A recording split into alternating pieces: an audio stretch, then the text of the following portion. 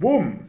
What is up? Welcome everybody to today's agency podcast, and I have nobody else than the GOAT itself in Outbound, Mr. Emil Jörgensen. I'm so happy that you're here, Emil. Maybe can you just say a little bit about you, present yourself a little bit, so the people that don't know you for whatever reason know who you are and what you're doing. That would be great. Absolutely, yeah. Thanks for the intro. I am I am running what I guess traditionally at this point would be classified as a agency, so serving mainly B2B SaaS companies.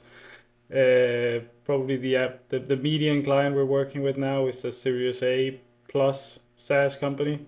And essentially, long story short, we're solving a lot of their creative bottlenecks and realizing some of their creative GTM strategies that they have been thinking about internally, but doesn't really have the technical expertise to execute on. So that's where my geeky brain comes in and kind of puts the Lego pieces together. Um, yeah, The Lego. that's pretty much it. And the agency I am running is the Okay, growthdna.com. the Lego pieces together. I love it, man. So like. Would you say, like, especially with clay, what is it that makes clay so special? And do you think it's an absolute must-have today in the agency world, or how do you see it? Well, sorry to interrupt your video, but it's for something important. I know exactly that only 20% of you will watch this video until the end, and I don't want you to miss out. I have a new school group, all right? And if you like my content, you have to join the school group because there you're going to find my best shit from now on. And it's completely free. And I have something super special for you. I have created a course for you that I call the Natural Success Code. And what I'm going to do there is teaching you in 7 days exactly how you can find all your hidden mental blockers and get your natural success mindset back that you had as a kid before society installed all the bullshit. So if you like my shit, join my school group below. The link is below. Sign up right now and I'll see you inside. And now continue the video. I would watch it to the end if I would be you because it's fucking fire. I think it depends a lot on the use case. That's like the boring answer. But one thing that it just consistently solves, one problem it consistently solves is siloed data. So you can do everything that Clay does without Clay most of the time, but you just need to have, let's say, 8 different licenses for enriching emails and validating emails and enriching funding info and all of this stuff. You can do it, but Clay is just really handy in consolidating all of that into one little neat place. And for us, it's of course, working with a lot of companies where it's not just a matter of running outbound campaigns for them, more system related operations. We have to work around their tech stack a lot. So Clay really just becomes this kind of orchestration piece that's somewhere in the middle of everything. Um, so do you need Clay? No, probably not. If your offer is giving products away for free, you probably just needs to get a list and that people know about it. But if there's more integrous, no, I'm gonna scrap that word. If it's more complex than that, then Clay can help you a lot in identifying different situations that your potential customers might be in and how to talk to them. So yeah. Okay. And like, how do you use it specifically? Like, basically, you use it mostly for data, or you use it also for copy. You use it in a mix. Like, how is normally the use case that you use it, or does it totally depend? Yeah, it totally depends, but it has definitely developed over time. Like when we first started using Clay, it was really just to make emails Hmm. personalized. Like we can now easily enrich people's LinkedIn profile and say some quirky first line about where they graduated from, which university they graduated from. Now it's much less personalization in that sense and much more a matter of a lot of our work is based on trying to reverse engineer why the situations a company's customers were in when they started working with them in the first place. So if that was because somebody was new in their role as a marketing person, for example, and that's relevant, then we have a tendency to reverse engineer finding those situations and then hitting people at those times. Both that's more outbound application, and then there's a lot of routing, like inbound leads going through a system that goes into HubSpot and so on and so forth. So updating and enriching existing accounts as well as sourcing new ones and running campaigns with that Okay, data. cool. Thanks, man. And like, what do you think about what's the status about the massive topic always right in cold email space? What's about deliverability today? Do you think it's getting better again, or like where do you see it? Because I mean, we had a crisis a few months ago, right? So like, how do you see it now?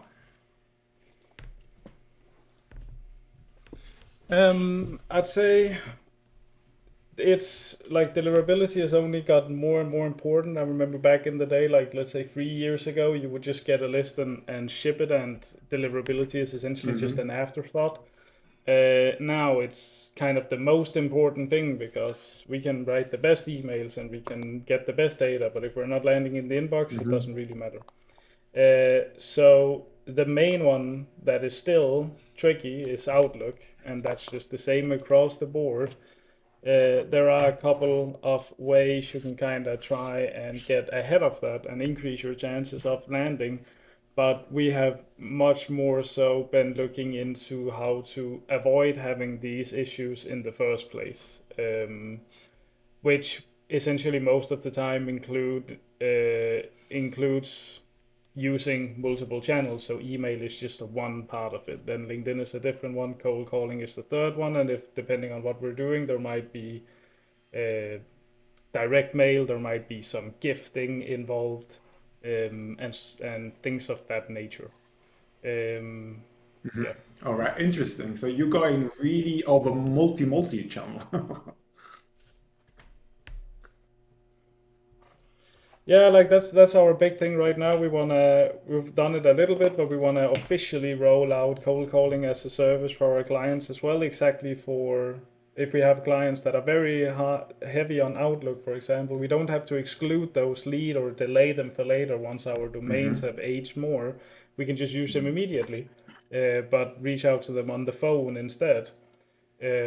Which those if we can get through to those leads, they're kind of quote unquote more rare, and kind of how we're seeing it. We talked briefly about that too, the two of us, that cold calling is kind of making a comeback. Like with all of the AI automation, people don't want to be cold calling and they just want to automate everything. So having an actual human being doing the input, of course with data rich context and this and that, is I think the ultimately the way we're seeing uh, our agency go. Interesting.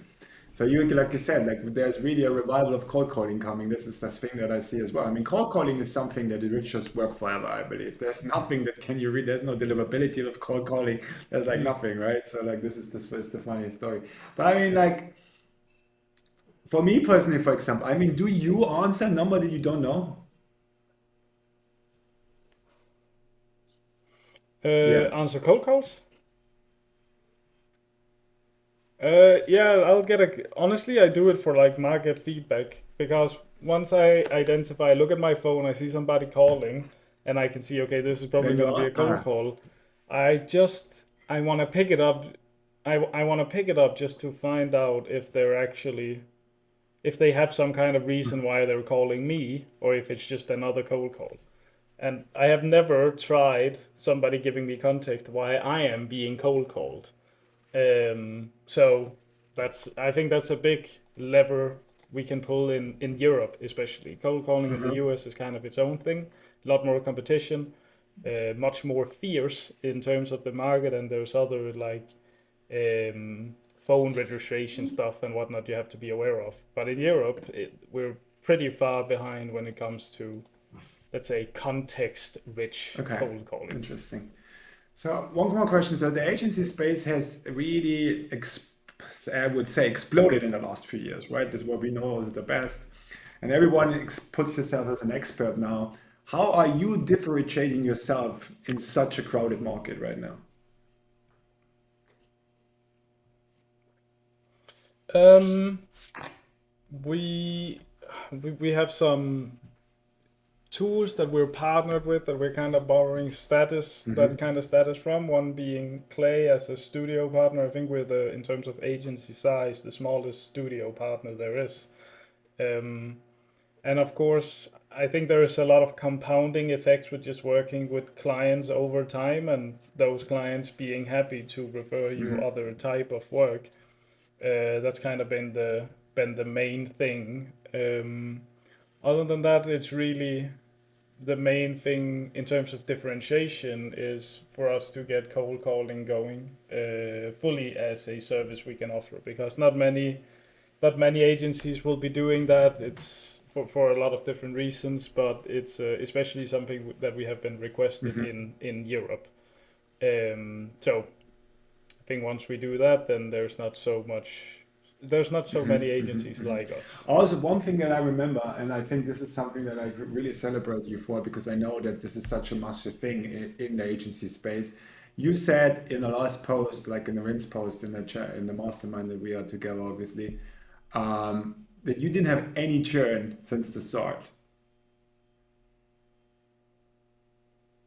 Yeah, that was very true for 2025 up until earlier today. Literally an hour and a half ago, we had our first churn, and thank God we did. Like, our goal is not to have Yeah, zero churn because that is just yeah. unrealistic.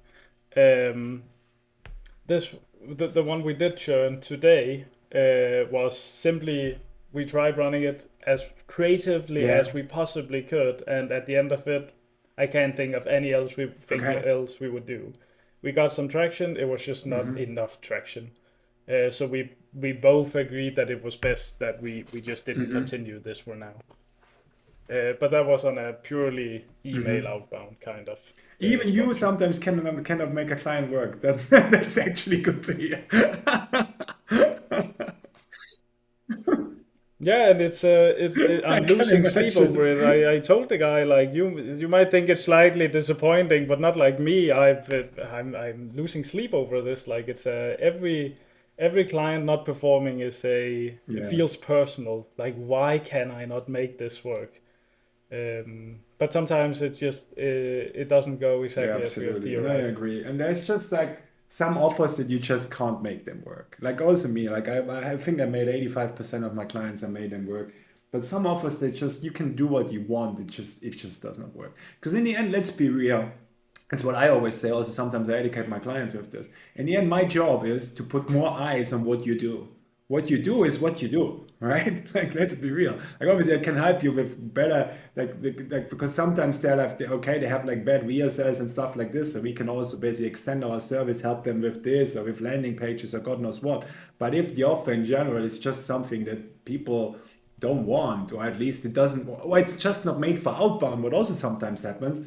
I mean, we are not magicians, right? That's what it's all about. This is something that I realized Yeah. sometimes, but it's like you said, it's one of out of 15, right?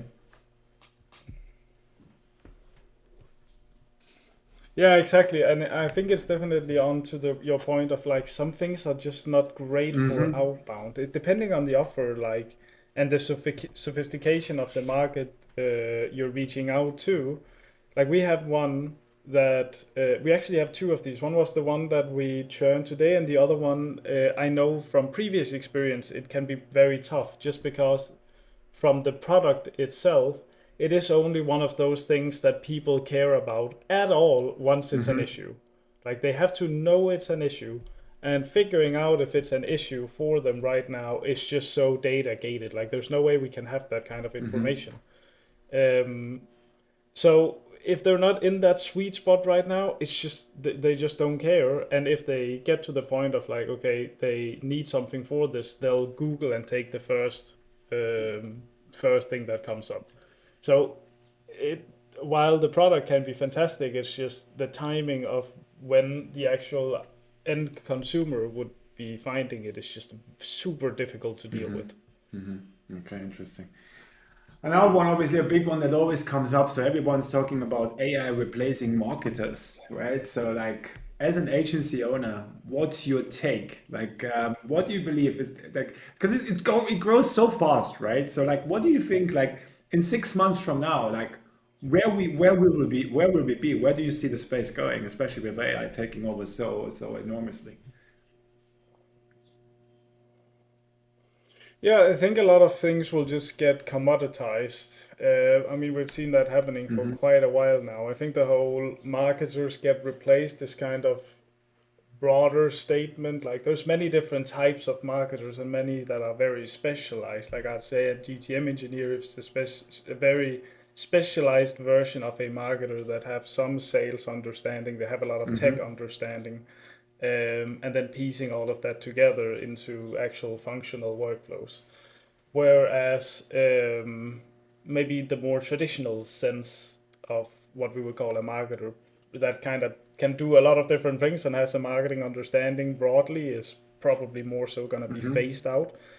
Um, but where it's going, I think it's the overlying term is just things being commoditized. So even for signals, like 2 years ago, if you had a list and you could identify that all of the people in these lists are currently hiring for a certain role and you use that in your campaign, you were absolutely ripping. Like, Yeah. it just worked fantastically well. But today it's not the greatest signal, or it's just another one that we can assume a lot of companies are going to be using. So data is going to get to a point of just being commoditized where um, I think, again, cold calling is just fantastic Hmm. because you have to put a human as the input that has a personality, that has a certain way they're opening the conversations and stuff. That's essentially going to be the differentiator. Hmm. Hmm. Interesting. Because I mean, sometimes I'm thinking, right? I had a conversation about this last time in my own coaching group with the guys. I'm like, bro, if you think about it, like there's basically AI talking to AI, right? So we're sending out with AI, and then we answer with AI as well. It's like AI talking to AI. Like, where's the human? There's no human anymore in there. It's insanity, right? Like they build now. Also, I've seen there's another company, Fix, I think they're called, where they basically built this thing like where it just automatically answers all your Mm. emails. So even your normal emails in Gmail, right? So you plug it in and it just answers it. So it's like, the fuck, bro? It's just like the AI is sending and AI is answering. Like we are not even in the game anymore, right? I mean, this is crazy. How do you see that? No, it's sending, it's reading, it's like very soon where AI is going to be getting groceries for us and whatnot. It's a crazy Yeah. world. I mean, there's also this. Have you seen the robot thing? I think you can buy it like for 20K bucks. You can buy this house robot already, like in a few more. Oh right, yeah, yeah, yeah, yeah. That Yeah, yeah, that'll yeah, clean and exactly. stuff. Yeah. It's coming, man. Yeah, no, I'd like two of those. You're gonna get one then. Probably not. I don't know how well it would fare on stairs. If it can do stairs, I'll need one. Otherwise, I'll have to go for two. Okay, cool. Right, gotcha. Interesting, man. Another question I have to you, too, because I'm obviously like this is something that I realize with a lot of agencies. A lot of agencies are stuck between, I would say, 7, 8K until like 15, 17K. Say something like this. This is always like this room where they are stuck in. Like, what do you think is the main reason for that? And do you see it similar than me or? Yeah, no, definitely. I mean, we see it a lot inside of Yeah. the mastermind we're both in, and looking at a lot of the agencies, and there's a lot of like limiting beliefs going into why people are not Uh-huh. scaling beyond that. I think for a lot of agencies, the whole acquisition engine of getting customers, once you get to a certain point where you're sort Yeah. of comfortable, people have a tendency to turn that off, where you never really want to turn off that engine. The question is just how much you want to, how big of a priority that is at the Hmm. given time. But if you want to go from a certain stage, let's say 7K to Hmm. 20K, then you can really just do the math. Like, what are the, how many calls are we currently taking? Where are those calls Hmm. coming from? If we 5x those inputs, how many calls will we then get, and what would the close rate look like? And then how many clients will we onboard, and what does time frame looking like? So there's a, I think there's just overall a lack of inputs. Like if you want to grow fast and you want to get a lot of clients fast, then you want to accommodate your inputs to reflect that. So that means you're probably not you don't have 10 or 20 inboxes doing some campaigns for you. You want to have 200. You probably want, like, if you can expand on that, LinkedIn cold calling and stuff as well, like it's just gonna accelerate, obviously. um, so I think for the most part it's just because the inputs are either turned off completely, or they're just not reflective of the stage they want to get to. Yeah, I 100% agree. And this is something that I so often, because obviously, like I also obviously coach agency owners, and then they just tell me like, yeah, Jonas, I'm stuck in between like 7, 8K now. I'm like, and like the first question like, what's do you do outreach? And no, what the fuck you doing? Obviously you're stuck. Like, what's Should probably do that. like what's even the point about it? I mean, it's sometimes really funny, right? But like, I mean, it's crazy. But I think people get to a point, where they feel overwhelmed with the clients that they have, and then basically they cannot figure them out, and then they stop because they're basically like, yeah, first of all, have to figure them out, but maybe they don't even understand that, especially the first clients. If you think back, right, like the first 3, 4, 5 clients, you take on shitty deals, you do paper performance, paper call, God knows what, Yeah. right? And like there may be sometimes even shitty offers, but you take them on, and then you stop the momentum because you only concentrate on them. And I think this is a problem that I see all over again, that when they have their first 4 or 5 clients, they stop the outreach, they focus only on these 4 or 5 clients, and then they obviously have a churn. And this is the biggest problem that I see. What do you think about that? No, I would definitely agree. I think something else to that is when agencies get to this like initial stage where they feel some kind of like Yeah. comfortability, to where they're generating revenue, they have grown to a certain stage, but then what's the next step? I think that's also where a lot of the shiny object syndrome will suddenly kick in. Like, which packages should we be doing now? And like, should we also offer this other thing too? Or should we also sell this third thing? And it's like, no, whatever has worked to you so far, you should probably double down on that and just get 3 times the amount of clients and then operationalize the whole thing. So shiny object syndrome is a big one too. Like, if should we just do LinkedIn as well too? No, I mean, if you got most of your clients from email, then you should probably just send 10 times as many emails. Yeah, exactly. Like this is what I was saying. In the end, it's not rocket science, is it? It's like really not. No, Like, if yeah, something works, but it's yeah, go on. it's always so obvious from the outside. But I know, yeah, I know. Like, sitting in those situations, it can be, and not like, you think there's so many things you have to be aware of, when in reality it's like it's literally just get a bigger list, more inboxes, and send a bigger campaign, and then Yeah, you're I halfway agree. there. 100%. 100% agreed. And I think people just think too small there. Or I don't know why why they're not putting in more mailboxes for their own outreach. Why they just like, yeah, I think they just become comfortable. They're like, also the same thing. I have the same feeling like you. Maybe this is also your topic, so Yeah. that's why maybe you can give me amazing point on this as well. Like also something I think they just test to last as well. They have one copy, it doesn't really work, then they just let it continue running instead of just continue to testing different kind of variations, stuff like this. Like, what's your point? What's your feeling about this? Yeah, I think that's one of the things that's been tossed around in the whole space for a long time, of like, you need to have campaigns running till, like, let's say 2 weeks for you to see if it's working or not. I think that's entirely cope. Like, you can run a campaign, and within the same day or at least the day after, you will Exactly. know, is this gonna get traction or not. Like, it doesn't take a new campaign 3 weeks to tell you if it's gonna work or not. You will know almost Yeah. immediately. Um, so I think that's just a matter of, like, it's kind of cope, like, thinking they need to wait. It's one of those limiting beliefs, I think, or they've just been taught wrong. Mm-hmm. Um, but yeah. Interesting. I mean, when we talk about limiting beliefs, that's my topic, anyways.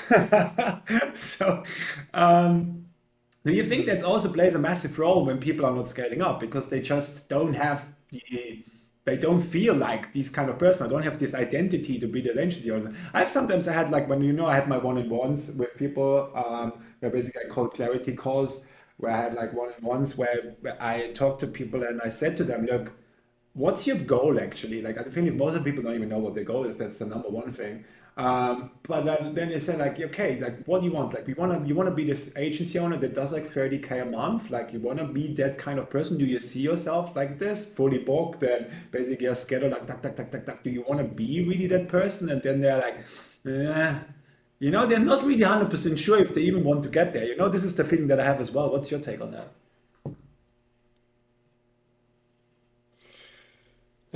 Yeah, I think like having some at least basic foundation of how you see yourself, what you accelerate in, and kind of the long-term vision of running a company, like what role are you playing in that, and exactly what are you doing. I think that's Hmm. foundational to how you want to scale it up. Like as much as I've gone through the hoops of setting up campaigns and running it for other clients and doing system after system, I know myself well enough to know to recognize that there are things I do better just simply because I enjoy Hmm. doing them more. Um, and it's a concept we're working with a lot internally now, which is essentially buying back our time because we've been very stretched on time, so we have hired, but how exactly are you hiring and what kind of things should you Hmm. hire for? Um, so, like, I know I could set up inboxes and a lot of like minor things, but I won't do it as fast or as well as somebody else that would do it Hmm. all day long. Like, I can set up clay tables, that's what I've done for a long time, but I much, much more enjoy the actual ideation and strategy of like looking at a company, their ICP, their personas, call Hmm. recordings, all of these things, and then figuring out, okay, this set of people we want to say this exact thing too because X, Y, and Z, and if not, then we do this other thing and this and this. I like that whole strategy and ideation part more. Like that's what I internally call like choosing the Hmm. Lego pieces, and then I can hand those Lego pieces off to somebody else, and they go and build it inside of Clay and whatever other Hmm. tools we might need. So they put together the piece, like they're the operators. So that's pretty much how we operate internally. I'm the strategist, and then we have other people executing on that I strategy. love it, man. You know why I love it? Because you are really being a CEO. And I think that's also a big problem that I see. Most of the people, I don't know if you've read the E-Myth by Michael A. Gerber, I believe it is, where he talks about different kind of entrepreneurs and he talks about technicians. And I see a majority of called agency owners are technicians and not CEOs. Yeah. Oh, definitely. There's a lot of people that are great with the tooling and stuff, but kind of at least in my philosophy of working with clients, it's always the two split thing between strategy and execution. Like a lot of people can open a clay table and execute on a strategy depending on the complexity, but actually figuring out what makes sense and why it makes sense and when it makes sense is a much bigger task. Yeah, absolutely.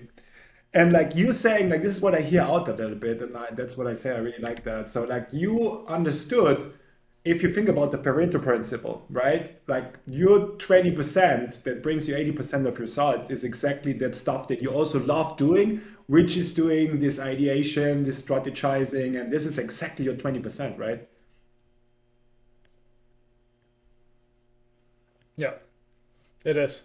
Then is the next thing is like we need somebody to do the strategy, of course, and I enjoy doing that for the most part. We can also be very time consuming, and if we think for the best in the best interest of the agency to grow, I would probably need to have a bit more of a growth related role, so working more on the business and less so in the business. That's kind of the second part of what we're working towards now.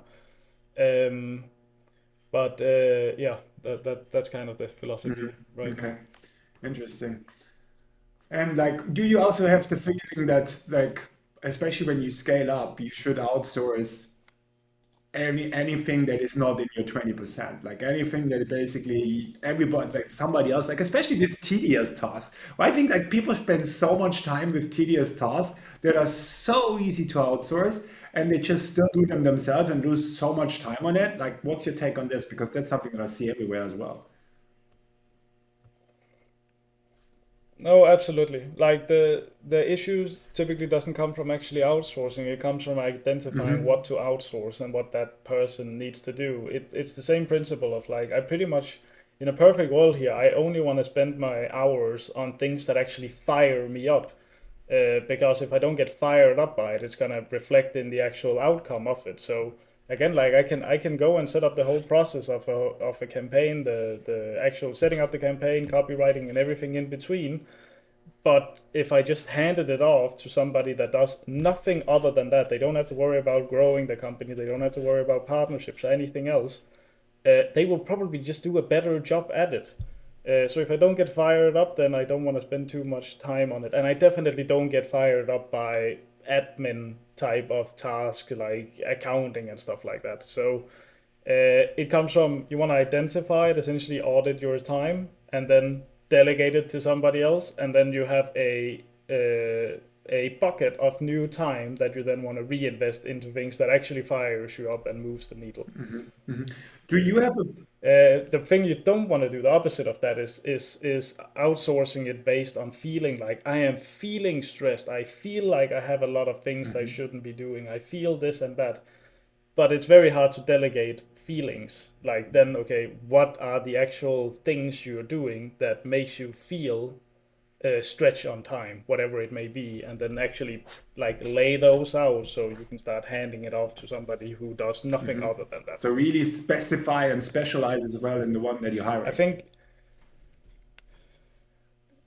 exactly because like one thing that changed my mindset around that was Dan Martell, where he talks about like how you're treating your own time versus like let's say you hired a full-time marketer, you're paying 100K a year. Like part of their day to day, would you want them to clean a window and do some admin stuff and also check in with the accountant and stuff? Probably not, because that's not what they excel at, and that's not what you're paying them to do.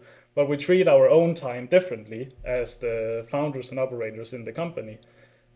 So if I had that much respect for my own time, they wouldn't be spent on things Hmm. like that. Hmm. Yeah, I love it, man. Question: do you have a personal assistant or like a VA for yourself?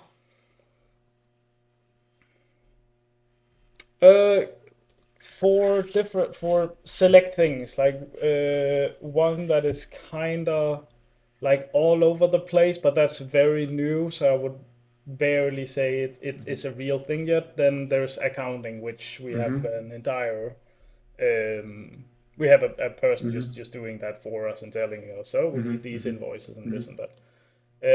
But it's been one of those things where for a long time have felt it would be fantastic with a personal assistant, but it's really like, well, what would they really be doing? So that's what I've been I auditing understand for. 100%.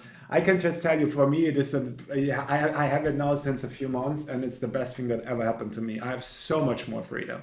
Like everything that I just don't want to do, I just give to my assistant. And the cool thing is, I'm very lucky because my assistant is just very, very good in everything. Like he's better in automations than me. He's better in like label than me. Like he's like a lot of stuff that he's just better than me, which gives me really the time to focus fully on my 20%, what I absolutely love. So I can really focus on doing content, doing coaching, because like all the other tedious stuff is just really outsourced. And that's really something like, I don't know if you have read 10x is easier than 2x. An amazing book, guys. I always promote it. I should post, well, really post one link one day. I can get a fucking affiliate link for that, but I still don't have one. I still maybe post it under it. But like, it's such a crazy book, man. Because the funny thing is like, he's saying in there, if you really want to scale up your business, the first thing that you need is like a personal assistant. And I think I cannot agree more to this. Like, this is something that you should maybe also think about. Just every small, tedious thing that you don't want to do, you just boom, you give it over to them. And that's powerful. Yeah, Yeah, that's kind of where we're heading now as well. We onboarded a good chunk of new team members, so the key thing for the last month-ish has been just getting them up to speed and then making sure our operations Hmm. can follow without us just being lost in the context Hmm. of everything. But then the personal assistant in 2026 will be a fantastic addition to Yeah, the that's whole something team. that I think, especially for you, could be really game changing. But the point, what I see different, difficult with you, and this is like exactly how you want to solve that. Because I mean, you are like, I mean, guys, if you don't know, Emil is a super brain in Outbound, right? Like he's the goat. So like, how you want to find somebody that replaces you that doesn't want to run their own agency because they're so smart that they say, fuck it, why should I do it for somebody else? Um, Well, finding good and talented people is always Hmm. difficult. But I think if with the mindset of like they have to replace me makes it Hmm. even more difficult. But if they can do the things I don't want to do at least 80% as well as I would have done if I dedicated all of the time to it, I Hmm. think that's pretty good. Um, because if they just need to check in every now and again to just get something validated or approved or for me to leave a little comment on is so much less brain power than for me to have it on my to-do list and just kind of dread doing it because I have other more Hmm. important stuff to work on. So I think putting it like that makes it a little less sketchy to Hmm. hire um, in general Hmm. across the board. You said hiring is in general a difficult.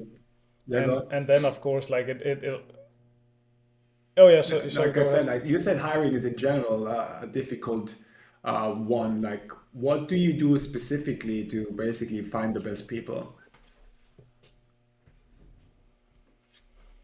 Oh yeah, like it's something we've had to learn and we're still learning. It's one of those things. It's actually one thing that we want to actively improve a lot on because we have hired and it Hmm. didn't go well. We have hired and it went well. So what's really the difference here? So the last round of hiring we did was for GTM engineers, essentially the operators in the business that I can hand the Hmm. strategy off to.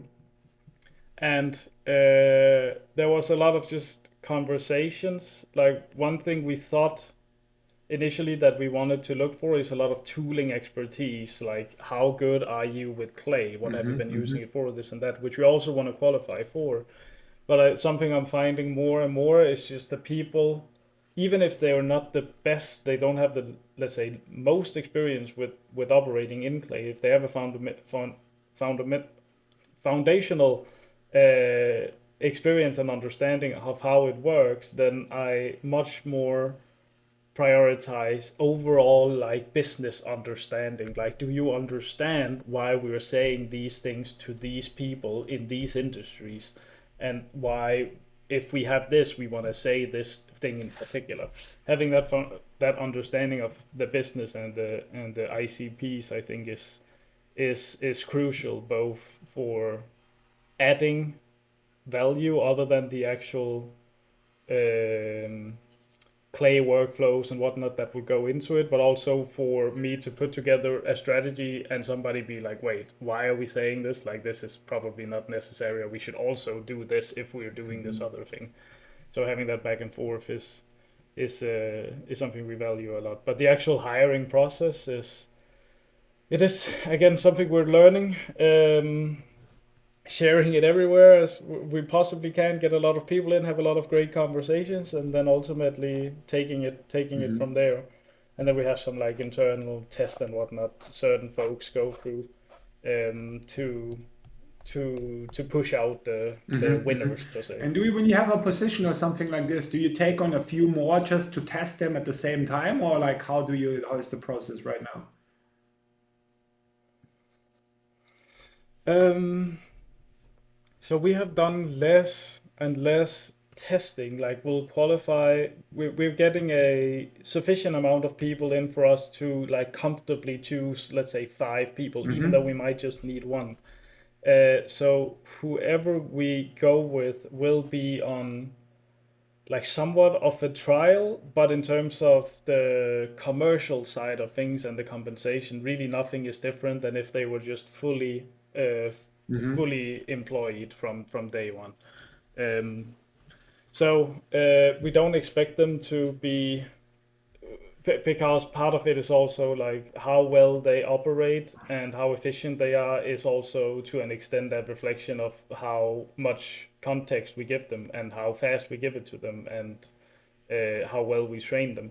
So we don't need we very much appreciate the rough, like not a diamond but the rough, and then we can train the rough parts as we go. And then we like internally we value like personality a lot too. Like we're a lean team. We don't ever want to be leaner or bigger than we have to. So like lean and mean is kind of the terminology we use internally. And to run that and for everyone to get along and have a great time as we're working with clients and stuff. Like if they're we're just being dudes and getting great results Okay, I while love it, doing it. man. That's great. I think one thing that I really want to get into is obviously because people can learn a lot from you. So let's go into your 20%. So like how you normally, let's say you get a new client, like what's your process that you normally do step by step basically to create this strategy that you're talking of before? Yeah. Yeah, so at this point, like having talked with a lot of companies and worked with a lot of companies, when I say companies, I mostly Mm-hmm. mean SaaS companies. I'll immediately have like some kind of reference, just depending on what kind of product they have or what kind of ICP. Like I'll have at least some experience within that or adjacent experience Mm-hmm. from other Mm-hmm. ICPs or products.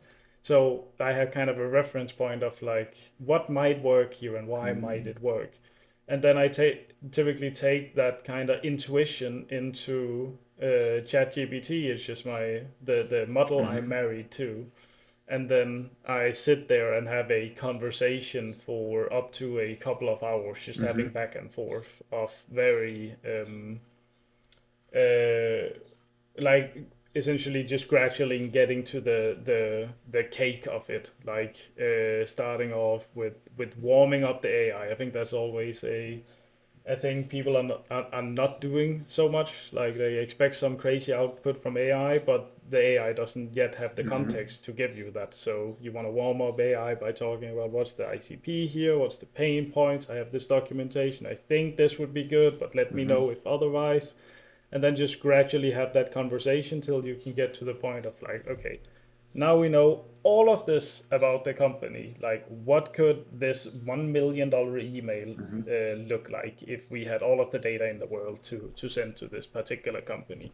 And just essentially get as much output as you possibly can. There's within that process, there's a lot. The key skill set needed to perform that well, I think, is just knowing what good and bad looks like. It's very easy to have AI give you some messaging. It's very easy to have AI give you some kind of strategy, but it can be more difficult to recognize, okay, this copy I can just tell is going to be trash. This strategy, we have done something previously. I know this is probably Mm-hmm. not, we're not going to be able to find this data at scale and this and that. So there's a lot of like conversation going on with AI. Hence why I've talked to, I think in my app on this PC, I've talked with it for almost a week Mm-hmm. this year. Interesting. And like mhm. I've just non-stop Interesting. And talking. like also like how, because if you want it to be critical, right? That's a tricky point because AI always wants to be your best friend. I mean, AI is a people pleaser, right? So like how do you go around that? Do you have a special strategy for that? Yeah, I think it's just sometimes prompting for the things that you don't really like. You can do the whole strategy and messaging around a client, for example, but then I'll end it with like, okay, so this is the messaging I have right now. Again, we're targeting these and these and these groups of people. What might their immediate objections be when they see that? And then it's like you've done all of this process to you can very much get a return that's like, yeah, we actually want to do something entirely different, or like we shouldn't say any of this because it would be riddled with objections that we just haven't covered. So it's just kind of putting your ego to the side a little bit and just be aware of how AI works. Like if you just say, could this also work? It's Yeah, gonna say exactly. yes, Yeah. with all likeliness. Um, so you always want to throw in like give me the harsh truth and stuff like that, and just keep it kind of unfiltered. So you're not just. It's the same thing that happens a lot with research with AI. Like people kind of get the output Yeah. they want to get, but that doesn't mean it's the right output. Just based on how they're using the language models. And so you say you use phrases like "give me the harsh truth." That's something, for example, that you use. Can you give me a few more examples how to basically really filter that out so that it really gives you the stuff that you really need and not just the stuff that you want to hear? Yeah, it's something I'll cover early in that kind of warming up the AI process of like any output here. I want to completely unfilter it. I have no idea what would be best for this company. That's why I need your feedback on it. But then it's good to kind of keep doing as you progress. Like if you have like, wait, if you ask like if we're doing this, would it also make sense if we're doing that? I have no idea about this industry, so just give me your raw feedback on if this even makes sense in the first place. And then it helps a lot with that kind of biased output. Okay, I love it. One more question though, because there was always this war, right? Remember as well, we always said copy versus targeting. Like, what's your point on this one? What do you think is more important, like copy or targeting?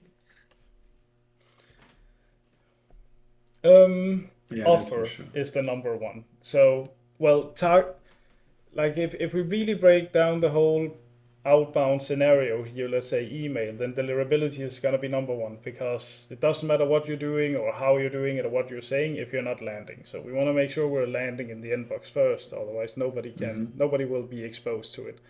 Then there's targeting, like that is I think objectively the second one, because if we're working with a um, if we have a product that is like an HR SaaS product, but we're reaching out to marketing departments and agencies, like it doesn't matter how good of a product it is or how good the messaging is, we're just Yeah. talking to the wrong people.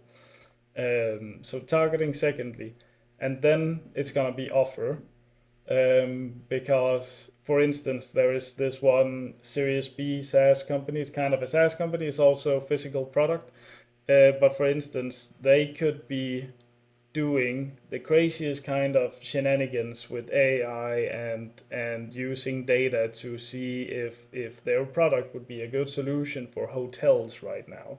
But they don't need to, because their whole go-to-market offer is sending a one of their products for free for them to try out. And as soon as we have an offer like that, or something that is just inherently valuable, it removes so many of the headaches in the actual messaging part. Because there's only so many ways we can offer someone something for free, right? Like, do you want it or not? It's a yes or no question. Um, so offer is gonna be the greatest thing to play around with.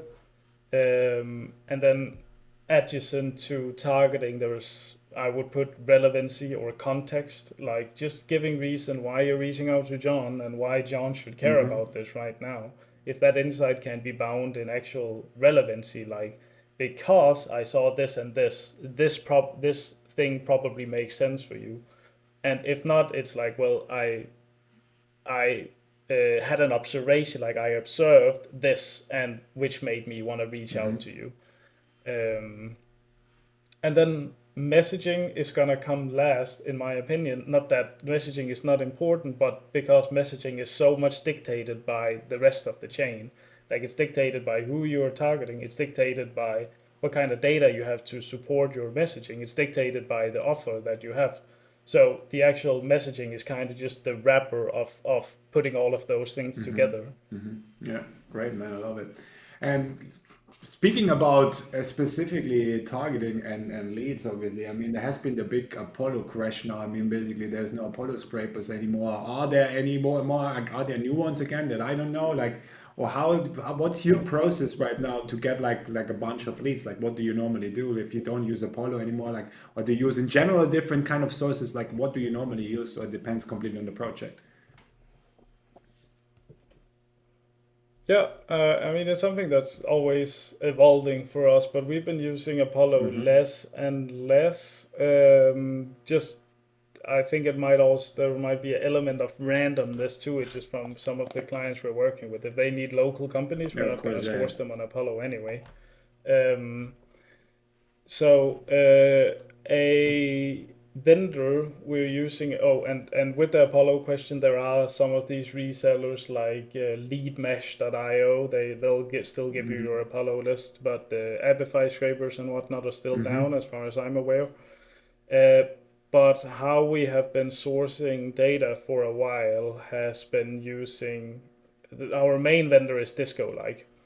Um, so essentially, it's a lookalike database, but instead of come as opposed to Apollo or Crunchbase, where somebody has to log the data, and that data typically comes from LinkedIn. Disco like is a domain registry database essentially. So the database is any website in existence, which means we can get the foundation of companies out of the way, and then it's more just finding the people from those companies that we want to talk to. So we kind of use that as the, let's say, founding Disco data like it's data called. set for a lot of clients. Yeah, so there is some people will definitely be Yeah, aware Panda of Match I Panda know, Match. yeah. So Panda Match was essentially a wrapper. Yeah, but Panda Match was just a white labeled Uh-huh. version of Disco like.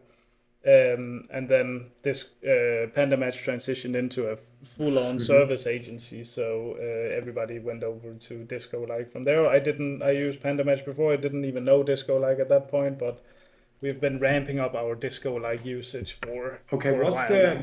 what kind of packages do they have, or how does it work with them? Because I'm actually personally interested. Obviously, how do you do that? What's that all about? And for sure, the audience as well is interested. So, can you say a little bit more about how this process works? Yeah, so I mean, they have multiple different plans. I think that's starting at Hmm. 99 a month, and then it goes all the way up to enterprise talk with sales kind of thing. And then each tier you unlock other things. For example, I think it's the team tier. You unlock a functionality that's called vendor as well. So it's essentially Disco like also has built with Hmm. kind of. So you can do very esoteric searches from that. You can essentially just put in a domain of a company, and then it'll create a lookalike base around that, and then you kind of have this ICP text field that I know the Disco like guys have like a 6-page prompt in the backend that generates that for you. And then you can do keyword based too, but that'll be keywords they mention on their homepage. So if they need to have workshops, then you can book in workshops, and it'll also be language flexible. So you can build really dialed list of like French lingerie manufacturers that are using Shopify Plus. Like that's a very real search you Oh, could just do. wow. And then you get that base set of companies, you export it, and then you can find So the you can be people from very there. specific with it. I love it, man. That sounds actually really great. And not a lot of people know about it Yeah, for sure. you can be extreme. No, yeah, it's you can be extremely granular with the searches you're doing, which is fantastic. And then obviously the next part of the equation is actually finding the people where the key thing is just using different sources. Like then you can use Apollo, you can also use Clay, you can use the native integration with Clay, or with LinkedIn inside of Clay. You can use Clayagent, you can use ICPs, Find Email, all of these other providers. Okay, cool. I definitely check that out, man, guys. Maybe Emil can give me a link. Do you have a referral link for you? We definitely can put that in for you, man. I think I might even have a discount one. Gotta be careful what I'm saying now. I honestly can't remember. I definitely have a link Yeah, I mean, if somewhere. you like, you can send it to me later, bro, and I maybe can add it under this video because I believe it could be super interesting. Like, because for me, it sounds fascinating what you just told me, and I have never heard about it, so that's actually crazy to me. But okay, this is actually like you can, for example, you can also use it for e-com. Could I also use it for hotels, for example, as well? Or I mean, hotels booking is maybe better, right? I'm scraping booking now with hotels. Yeah. Yeah, so specifically on hotels, like one client I've been consulting for a while, their ICP is hotels, or one of their core ICPs Hmm. is hotels, but apart hotels. So that would essentially be hotels where they are apartment-like. So they typically have a kitchen. That's the big differentiator. Interesting.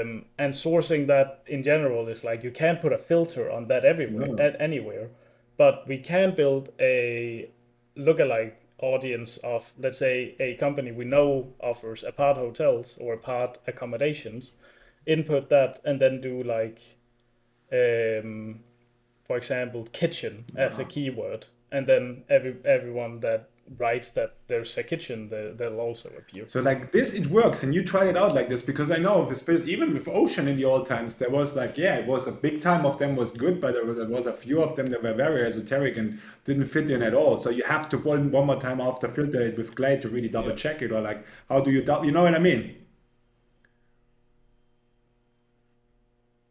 Yeah, I mean, it's good. We generally run it through Clay as well to just give a little light Hmm. qualification, just to remove any of the kind of edge case scenarios that we might not have thought of. But yeah, that would generally be the common process for us is we get that initial scrape from Disco-like or Hmm. export from Disco-like, and then we do some light qualification just to make sure the companies are what we think they are inside of Clay. And what do you get from this? Like companies or company domains or both? You get the name, you get the domains, you get a lot of the time a public email or at least one. You get a phone Oh number, you wow, get categories, you get a number of other things. interesting. So it's pretty like if you're targeting, we love it for local type of companies. We have a whole client that's based around experience businesses. So if somebody has a little yoga workshop, for example, or like clay you actually build with your Hmm. hands workshop, pretty difficult to source.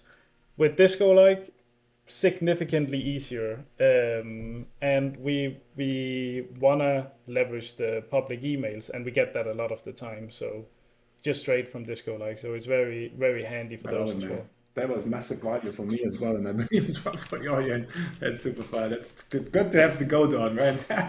All right, cool. So another question that I have, like, if you would have like a crystal ball, right, and you had to predict where the agency world is heading in the next 3 years, what is crazy even to think about now with AI and how fast it goes, how fast it all goes. Like, what trends do you see maybe that most people are missing?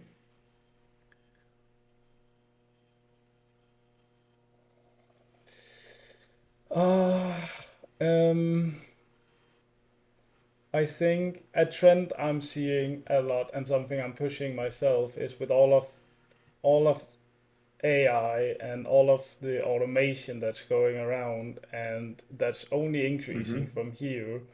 I more often than not tend to recommend a something that has more Hmm. human in the loop. For example, if you have this whole grand setup, automated setup of how you get in contact with companies, once they actually reply with interest, then put a human on it. Like actually have a human sit down and write a reply, which is also why we're big on cold calling. We're seeing it do well internally, we're seeing it do well for other clients we're supporting in that, so we want to Hmm. offer it as a service.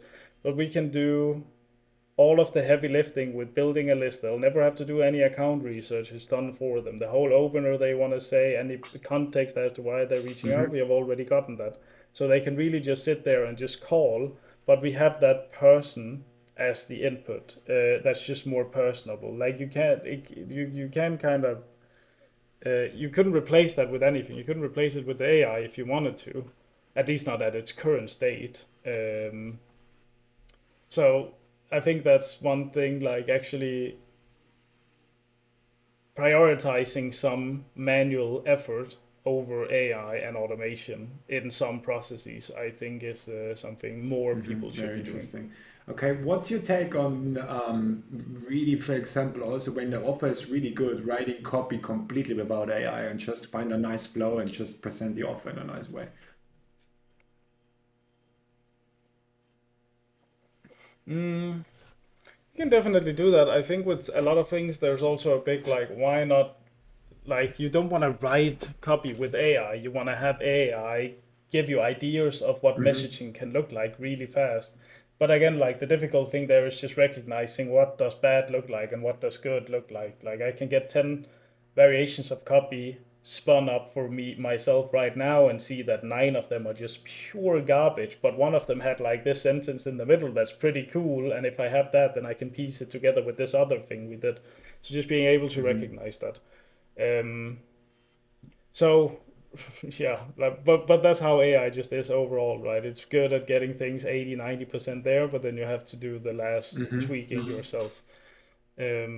I don't think that's gonna change Hmm. anytime All right. soon. When you're setting up a new campaign for a client, like you're obviously testing different angles, I assume, right? Like how many different campaigns you're setting up? Like for example, let's say you have a new client, how many different campaigns you will run when you start out? And how do you plan them? Like what's the differentiation?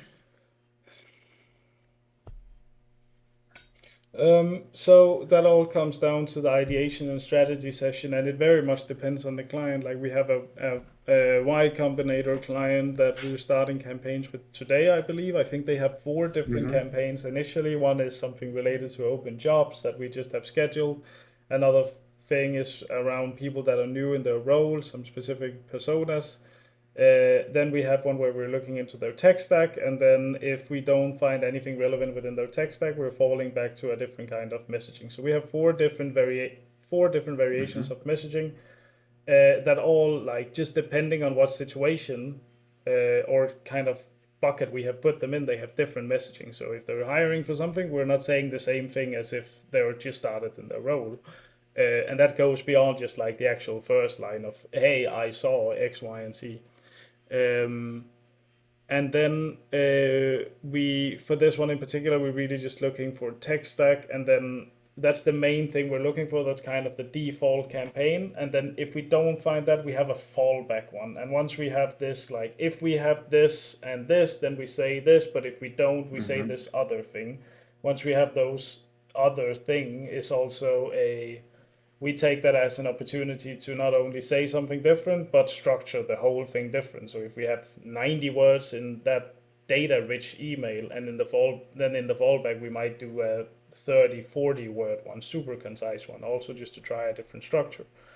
um, Very much depends on the client. Then we have another client where we're literally just asking nail salons if they want to try a free product. There's only so many ways we can say that. So those are, we have 2 campaigns total, and both are absolutely ripping. Um, so it depends a little Hmm. bit. I love it, man. But it's great to see because I mean, like you already show you're running four different things that are completely different from different kind of standpoints because that's something that I see as well. With people, they just start a campaign, run like one copy or maximum two, and then let them run for 2 weeks. Nothing comes in, and they change anything. You know what I mean? It's insane to me if you think about it. Yeah, yeah, and we try to be a little bit more reactive than that. Like if something is not working within a couple of days, then we react to it, because if we wait one more week, it's probably not going to Yeah. change anything. Um, Yeah, agreed. yeah, This is something that I also, and like you said before, I think also in 2 3 days, you already know if a campaign works or not. Like this is just like what you need to wait longer to understand and what will happen in a week. Like what's going to change? Absolutely fucking nothing. yeah. I Well, I have never personally run a campaign that didn't perform for 3 days and then just No, suddenly performed after 3 days. Like that no. just never happened I to think me. it will not happen to nobody, but people just still let it run. God knows why, right? It is No, what it is. yeah. And I think it's important to start looking into it early, because what can happen is like you'll run a campaign for 4 days or something, nothing comes, but then day 5 you get like one, maybe 2 interested replies, and it's like, oh shit, it's working anyway, which at that point is Yeah. probably just random. Like there is also a luck element in all of the outbound we're doing. You can't just hit the Yeah. right person at the right time, but hitting somebody at the right time at random, if you don't have any data or any Hmm. process to back up that that situation you're identifying, if it's just random, then that's not scalable at all, right? It's just you're just hoping to get something, which is an incredibly sketchy approach, Yeah, in my agreed. opinion. Absolutely. 100%. Okay. Let me go a little bit back because obviously I want to also give some great advice to the audience watching. So if you go back to the first time when you started your agency, what did your internal voice tell you when you first set your prices? And how has that voice evolved over time, or has it? Can you remember when the first time you set your prices and you told your price, Um, how did you feel then about it? oh yeah, like um, I felt like even mentioning that it was performance based, like it was my belief around like actually getting paid to do this was just it just didn't exist. Like it was hard to even comprehend. So asking for money from strangers to perform services was crazy the first couple of times, and then as started working with more clients and kind of got into a more, let's say, retainer based structure of just monthly payments, then I could gradually start increasing it from there. But it was a very uncomfortable situation. I had one pivoting moment with one client in particular where we pitched them a whole project around ICP mapping and scoring for a certain region of their market, and then they asked like, what would this look like across our entire market? And then it just became a math question of like scaling that number up, which ultimately ended at $185,000 in a project. So I pitched that with a trying to keep a poker face. And I think ever since that day, like saying any number is has just been Wow. fine. But did they take the deal for 185 grand? No, they had the initial proposal, which was 20K, and then it was like, well, what would this look like for all of our market? Then I added it up. It was 185K, and they're like, okay, we'll do the 21. Which we closed them in Slack. That was fun. I love it. Okay, great. But like you said, I think this is such a good point what you said. If you just like one time you just go out of your comfort zone and pitch these higher numbers, it just becomes so much easier, right? Oh yeah, like you have to step out of that zone. At least a couple of times, I think, before it starts to not kind of impact you. And there's so many like limiting beliefs around that too. But I think it's a question I hear a lot in the mastermind of like, how do I go from performance based to Hmm. retainer? And it's like, well, you just ask, you say that's the price. That's Hmm. how you do it. There's nothing else to do. Like you just literally say this is the price, and that's how that's how you do I it. mean, honestly, I started with retainer straight out of the box. I never did per paper for performance. Never. That's an interesting one, right? Like, no, I came into the mastermind and remember I was like, what you guys are doing Oh here? I yeah, was like, I'm doing retainer. Like, I don't understand that. Like, for me, it was always like, no, bro, I'm just like, I don't know. I no, I never think had this thing in my mind that and for me, it was also always because I always compared myself, and this is also something that can maybe help the audience here. You always need to compare yourself with a normal SDR, okay? And you see what they are earning. Like a normal SDR, if it's not a complete dickhead, right? He's maybe earning, let's say, 3 grand, okay? With obviously with taxes included, with social security included, everything that they need. Maybe they get 2.5, I don't know, on the hand or something like this. If they're bad SDRs at this level, right? If they're better, then maybe you have to pretty sure pay them more. Okay, so if you think about that, and if these SDRs, and I looked at them and I was like, okay, what do they bring in? And I looked at them, and especially when I basically pitched my prices, I know what they were doing because I was observing it already for some time. I was like, bro, like if this guy is doing this for that, I can minimum charge 2.5 grand for my services. That's what I think my first price that I ever pitched was 2.5 grand because I just compared myself with a normal SDR and I said, I'm going to do 10 times better than this SDR. And that's basically how my thought process was. And that's why I directly started with a retainer because I always compared myself to a normal SDR.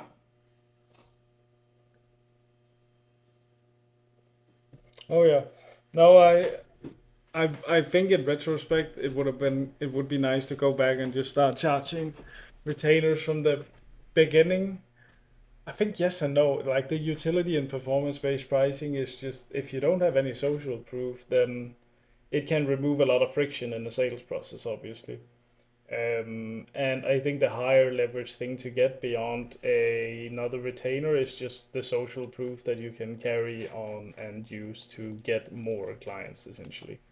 Um, which that's how I had my first like stressing period relatively Mm-hmm. early in my business, like having I think it was 14 clients by myself on performance. Um, and that was I wish it wasn't on performance at that point. You also kind of attract the wrong people a lot of the time. Mm-hmm. Mm-hmm. Absolutely. Uh-huh. And like, well, there's one more thing. There's usually a moment where entrepreneurs hit an invisible ceiling. Could be revenue, could be confidence, could be impact. Have you hit yours, and what did it feel like internally? What did you go over it, or did you hit it right, or like? Yeah, that's a great question. I think just like high level, it's time. Like we're bottlenecked on time and prioritizing our time to Mm-hmm. different things. Like we're talking with one ops agency to help us out with stuff, but it's like all of those things we can't really just do it in house, and we would probably prefer to just do it in our own way in house. But we're just lacking the time for the most Mm-hmm. part to execute on it, and not just well. It I want to get that. That's going back to the theme of buying back our time. That's very much how we're thinking of building out the team now. Is buying back the Mm-hmm. time so we can fill that time with things that actually move the needle, but also just things that light us up. I have been in a period where I haven't been to the gym in a Mm-hmm. while now, and that's something that I just can feel like it's kind of it's Mm-hmm. grueling at me. Like I need to get back to having kind of a normal day to day rather than just putting out fires and Mm-hmm. stuff all the time. Um, so the keyword would be time is the bottleneck for us Mm-hmm. right now. And also, of course, like I have kind of a lot of agency people I know, they're kind of just themselves and their girlfriend or something. I have a wife and a dog and a kid and stuff like that. So sometimes my schedule is also naturally limited in hours. Mm-hmm. Mm-hmm. Yeah, that makes sense. But this is also something that I actually wanted to ask you because that's such a big thing as well. Like with all the pressure that we sometimes have, all the fires that we have to put out, and all that kind of stuff. Like how you are protecting yourself from burnout, for example, because I know we see it all around. Like people in our ages even get burnouts and stuff like this. What do you do to protect yourself from that? Um, I haven't been great at it, honestly. When we just came back last week. Well, 1 week ago, came back from Colombia. I had one day there where it was kind of like I'm sensing it was a burnout thing, but I had never had it in my life. I had such a crazy severe round of like eye strain. Like I felt like I had just been sitting 1 centimeter from the brightest monitor in the world for Hmm. 10 hours straight. Like my eyes hurt. And there was a lot of things going on that day as well. So I think there was kind of just kind of burnout starting to poke at me a little bit. Also because I'm out of the country, like I ideally want to spend my time on some other things than just sitting in a room in an apartment in Colombia. Hmm. Um, so um, how I'm dealing with that, I think on a regular basis, like having a schedule, I think it works great for me. Like I don't know many other people that is just consistently up at like 6 a.m. And that's not to say that's early. That's just when the rest of the house wakes up, and so I wake up as well, and then I can get started early. Um, and at around like 6 7 p.m, 7 p.m the very latest, but 6 p.m generally, 5 6, I'm Hmm. done for the day. And that means like I've been sitting since 6 a.m. pretty much in my chair, and then that's gonna be it. Like the rest of the evening time, I don't want to do anything. Like I'll reply to a Slack message or something, but you won't see me go to the computer and actually do like any focused work. So the evenings are kind of holy, both for spending time with the whole family and with my wife and anything in between. I love it. I think that's so important. Do you take a day off as well in the week or not?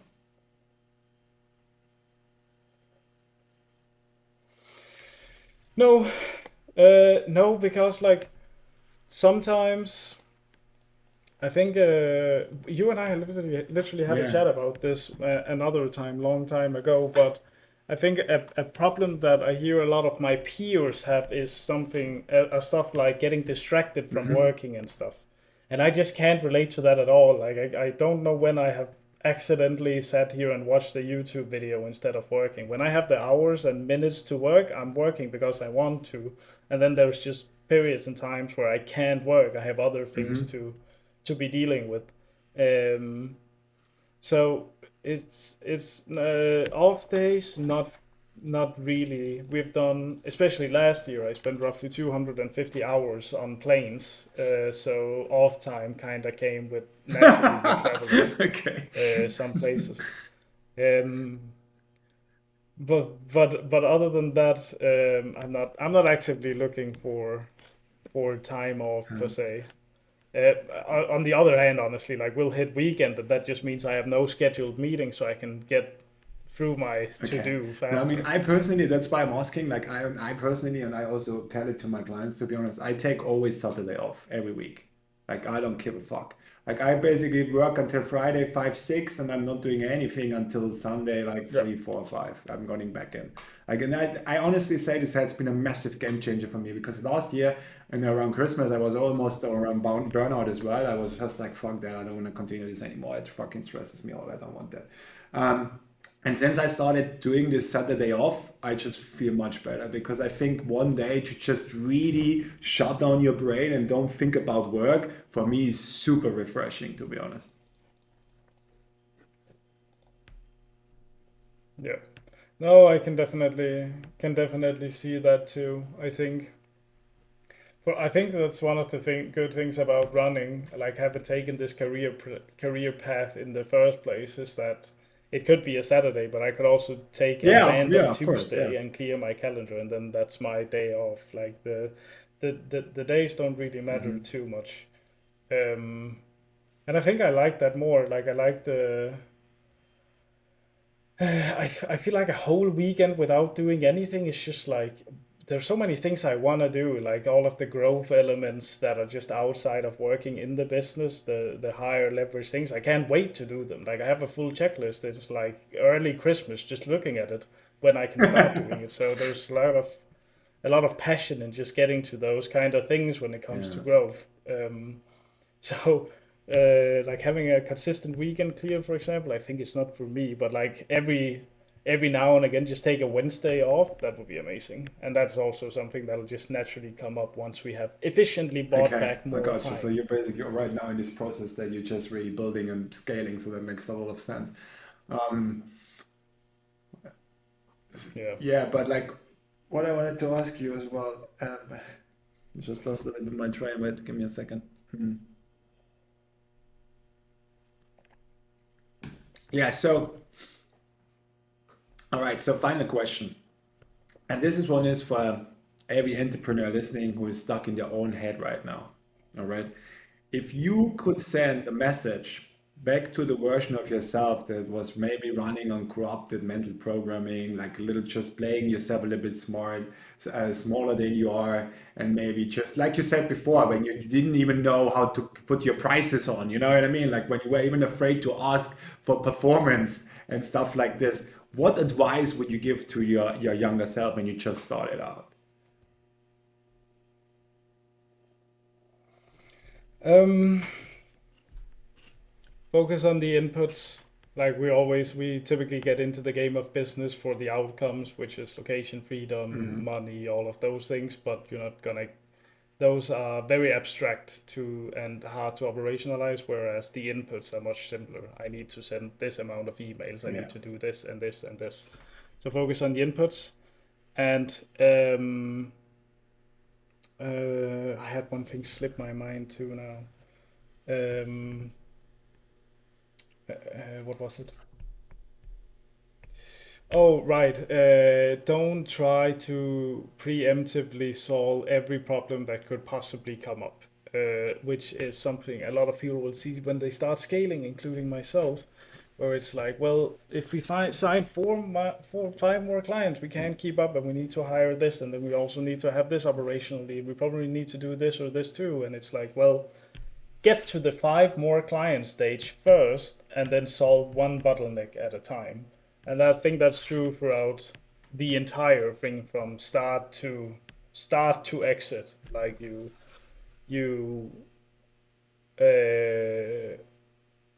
grow as efficiently as you possibly can, and then you just solve one bottleneck at a time so you can keep growing.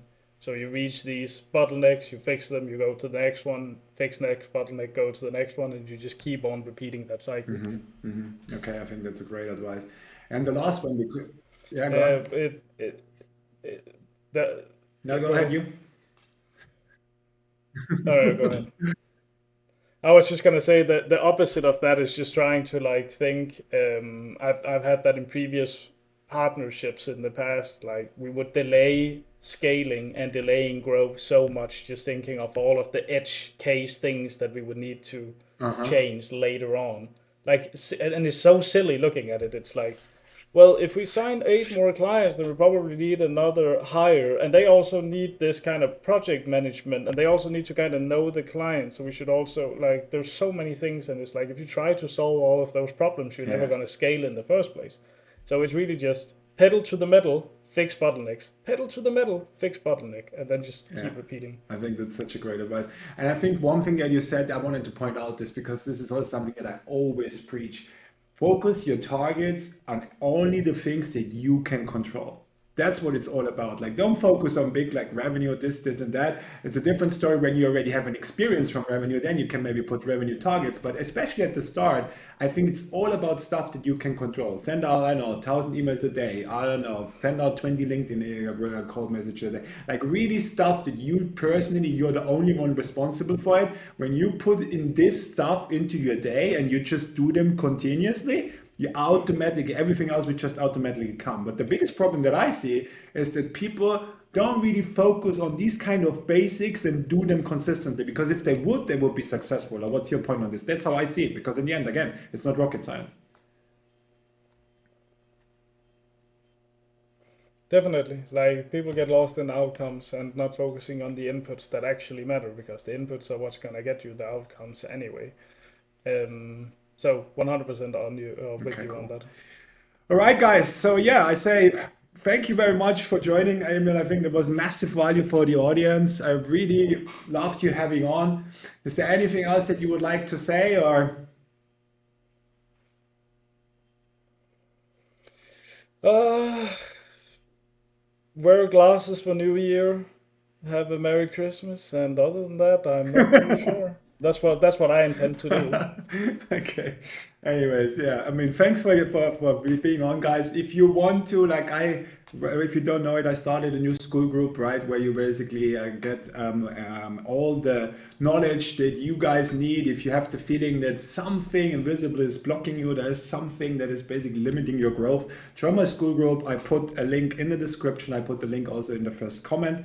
And yeah, then otherwise, I see you on Thursday, my new Raw and Unscripted, where I talk about why 98% are drifters. And Napoleon Hill said that, and I will tell you why it's like this and how you can how you can stop drifting. And that's maybe also something that you said, just to bring this up one more time, because I forgot it before and I remember it now again, Emil. You said all the time, you said like, you want to do things that fire you up. And how important do you see that in the process of really building something big? Mm. Because I have the feeling somehow that a lot of people, they're just doing it for the status, they're doing it for the money, but actually they really hate what they're doing. And if you don't have that fire, do you think you can get far or not? Yeah, I think I think going without the fire can get you pretty far. It depends what fires you up. Like that's why, like we could be working with, let's say, it seems pretty trendy these days for agencies to start working with a lot of, Yeah. let's say, local businesses, HVAC, landscaping, all of this stuff, and we could very much do the same thing. I just find zero passion or zero interest in working with those type of companies. So while we can do that, it's just I'm not gonna have any. It's not gonna fire me up, which is gonna ultimately reflect in the results. Um, so I think it gives you significantly better outputs to work on things that actually fires you up, and it's just the things that fire you up typically are the things that you accelerate at as well, where your time probably should be spent in the first place.